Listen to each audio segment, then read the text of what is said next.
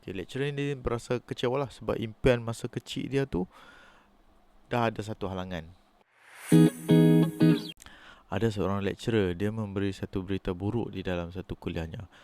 Berita buruk itu adalah dia mempunyai tumor. Tetapi pada masa yang sama, Dewan Hall yang dia cakap tu, ramai orang tu ramai-ramai gelak dekat dia.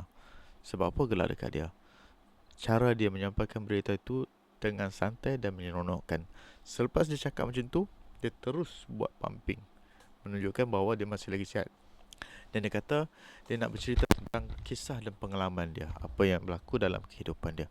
Jadi salah satu cerita yang menarik dalam dia punya kuliah ni, dia menceritakan dia punya impian semasa kecil dulu. Impian dia sangat spesifik, iaitu dia nak berada di dalam keadaan zero gravity. Jadi bila dia dah dewasa, dia menjadi pensyarah. Dalam pensyarah tu, dia ada satu fakulti. Fakulti itu telah memenangi satu pertandingan daripada NASA. Jadi bila dah menang tu, siapa yang menang tu boleh masuk satu ruangan yang disediakan untuk zero gravity. Tetapi NASA menetapkan satu syarat, iaitu syaratnya tidak boleh ada fakulti member masuk, hanya pelajar sahaja. Okay, lecturer ni berasa kecewa lah sebab impian masa kecil dia tu dah ada satu halangan. Dia fikir macam mana dia nak buat supaya dia boleh masuk juga. Jadi dia ambil maklumat tentang apa yang program NASA tu buat. Salah satu program yang NASA tu buat, apabila dia membenarkan pelajar-pelajar join pada aktiviti mereka, mereka ada wartawan. Jadi lecturer ni segera menghubungi NASA. Dia beritahu, saya nak letak jawatan sebagai fakulti member dan saya nak apply jadi sebagai seorang wartawan. Dan orang NASA tersebut menjawab, awak ni terlalu berterus terang lah.